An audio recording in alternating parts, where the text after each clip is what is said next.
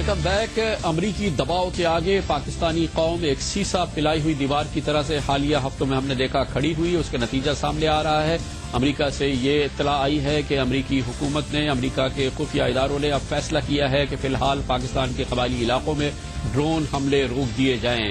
अमरीकी हुक्काम का ख्याल है कि अगर मजीद ड्रोन हमले किए गए तो पाकिस्तान के साथ ताल्लुकात नाकाबिले वापसी की सतह तक पहुंच सकते हैं।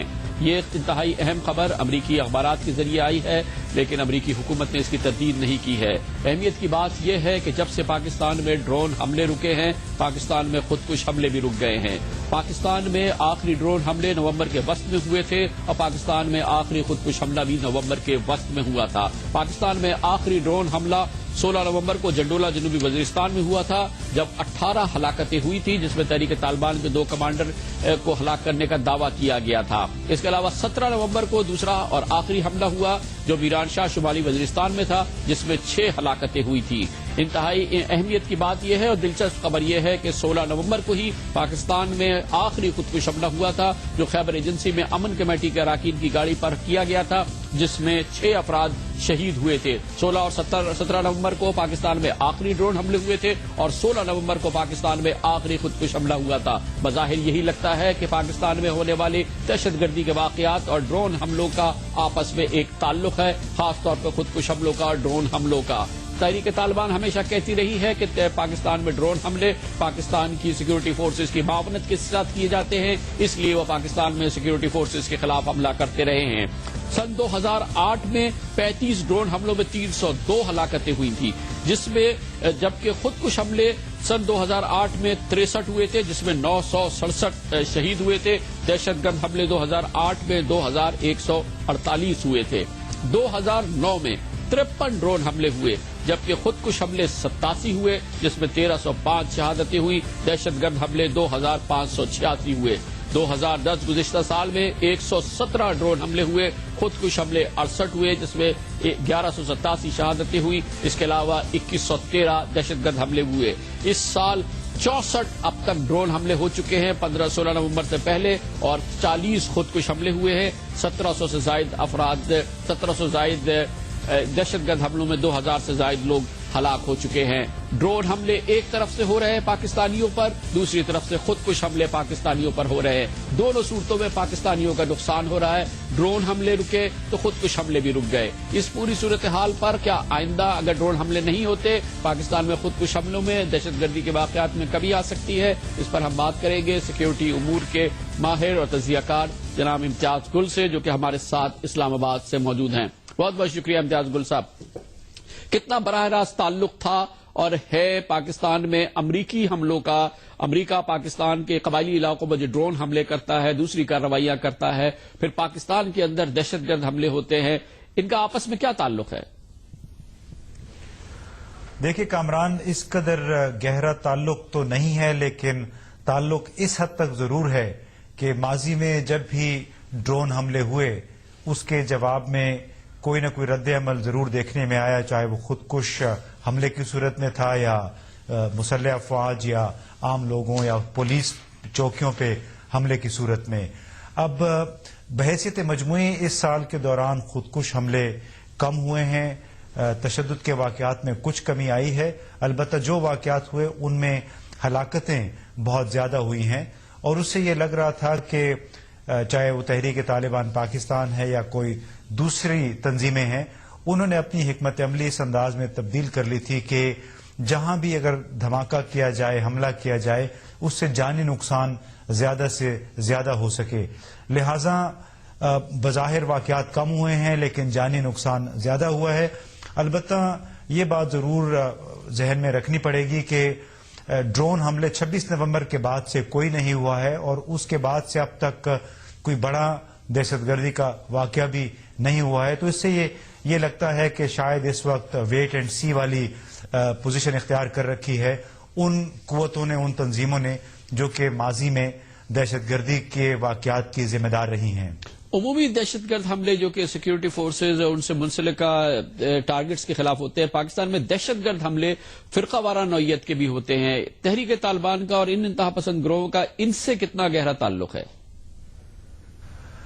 पाकिस्तान में फिरका वाराना ताल्लुकात की तो कहानी بہت پرانی ہے. اس میں سعودی عرب اور ایران کے حمایت یافتہ گروپ شروع سے ملوث رہے ہیں. تحریک طالبان پاکستان بنیادی طور پہ میں سمجھتا ہوں جتنی بھی ہمارے سامنے شواہد آئے ہیں وہ القاعدہ اور جتنے بھی دوسرے ممالک سے عسکریت پسند پاکستان کے راستے افغانستان جا رہے تھے ان کو فیسیلیٹیٹ کرنے کے لیے, ان کو بسہولت افغانستان پہنچانے کے لیے سرگرم رہی ہے. جہاں تک یہ فرقہ وارانہ واقعات ہیں, چاہے وہ جو افغانستان میں تازہ ترین ہوئے یا پاکستان میں ہوتے رہے ہیں, اس میں یقیناً وہ تنظیمیں شامل ہیں جیسے لشکر جھنگوی کا نام لیا جاتا رہا ہے بلوچستان کے حوالے سے, اور اسی کے کچھ اور ملتے جلتے گروپ ہیں. اس میں لشکر اسلام العالمی اور لشکر جھنگوی العالمی, اس قسم کی تنظیموں کے نام تھے.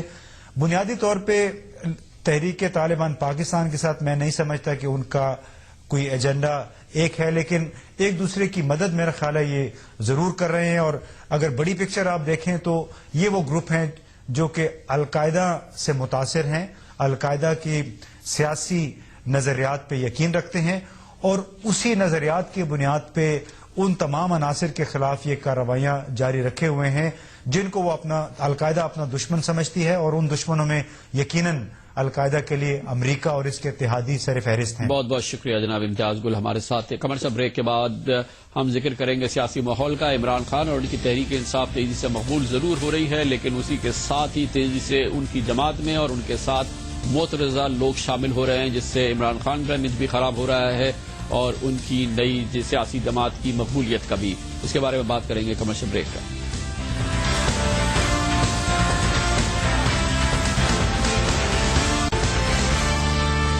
Welcome back. حالیہ ہفتوں میں دیکھا گیا ہے کہ تحریک انصاف اور عمران خان کی مقبولیت میں بہت تیزی سے اضافہ ہوا ہے. قابل قدر اضافہ دیکھنے میں آیا, مگر اس کے ساتھ ہی یہ دیکھنے میں آیا کہ تحریک انصاف جہاں تیزی سے مقبول ہوئی اس میں نئے لوگ شامل بھی ہوئے, اور شامل ہونے والوں میں کئی ایسے لوگ شامل ہوئے جو معترضہ تھے, جو عمران خان کے جو ان کا کہنا ہوتا تھا, جو ان کی باتیں تھیں اس سے متضاد نظر آتے تھے.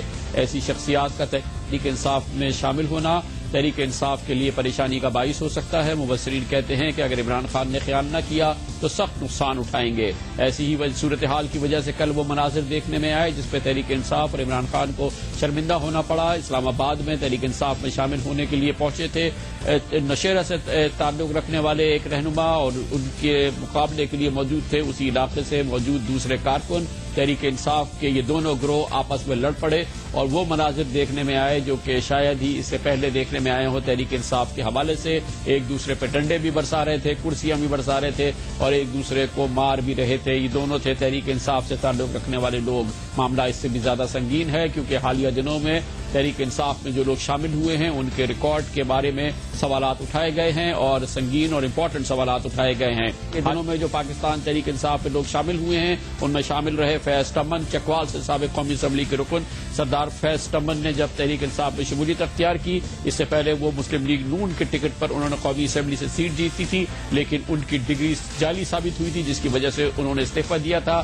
جعلی ڈگری ثابت ہونے والے فیض تمن نے تحریک انصاف میں شمولیت اختیار کی. عمران خان نے انہیں ویلکم کیا. اس کے علاوہ عمران خان کے ساتھ شامل ہوئے جازی خان, جن کا پہلے تعلق تھا پی پی پی سے, جس کے بعد انہوں نے پیٹریٹ میں شمولیت اختیار کی, یعنی کہ پی پی پی سے بغاوت کی. 2008 کے انتخابات میں وہ مسلم لیگ نون کے ٹکٹ پر انہوں نے الیکشن جیتا, ان کی بھی ڈگری جعلی ثابت ہوئی, اور اب وہ بھی عمران خان کے ساتھ شامل ہو گئے ہیں. عمران خان نے جعلی ڈگری والے اس دوسرے کینڈیڈیٹ کو بھی ویلکم کیا. پرویز خٹک, جن کے باعث کل جھگڑا ہوا اسلام آباد میں, وہ مناظر دیکھنے میں آئے. ان کی وابستگی پہلے پی پی پی سے تھی, پھر وہ اے این پی میں شامل ہوئے, پھر وہ پی پی پی شیرپاؤ میں شامل ہوئے. کل عمران خان کے ساتھ شامل ہوئے تو دھماکے خاص ان کی انٹری تھی, دھماکہ خیز انٹری تھی, اور وہ جو کرسیاں اور ڈنڈے آپ نے چلتے دیکھے وہ پرویز خٹک سے ہی منسلک تھے. چودھری غلام عباس شامل ہوئے حالیہ دنوں میں عمران خان کے ساتھ. چکوال میں سے ان کا تعلق ہے, پہلے پی پی پی میں تھے, بعد میں مسلم لیگ قاف میں چلے گئے تھے, اور وہ چکوال کے ضلع ناظم بھی رہے, اور اب عمران خان کے ساتھ شامل ہو گئے ہیں. کچھ عرصے پہلے مسعود شریف خٹک عمران خان کے ساتھ شامل ہوئے, پی پی پی سے وابستہ تھے, صدر زرداری کے دست راز کی حیثیت سے ڈی جی آئی بی کی پوزیشن پر تعینات رہے, اور اس کے بعد انہیں کرپشن کے الزامات کا سامنا بھی رہا.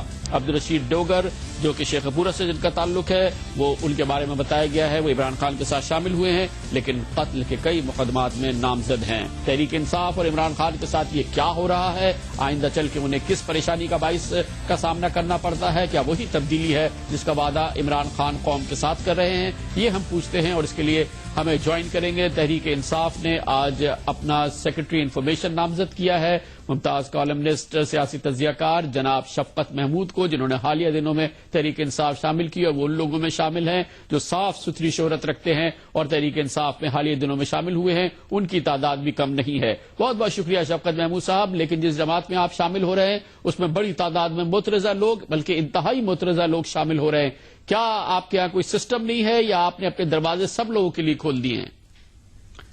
نہیں، بالکل سب لوگوں کے لیے دروازے نہیں کھولے گئے۔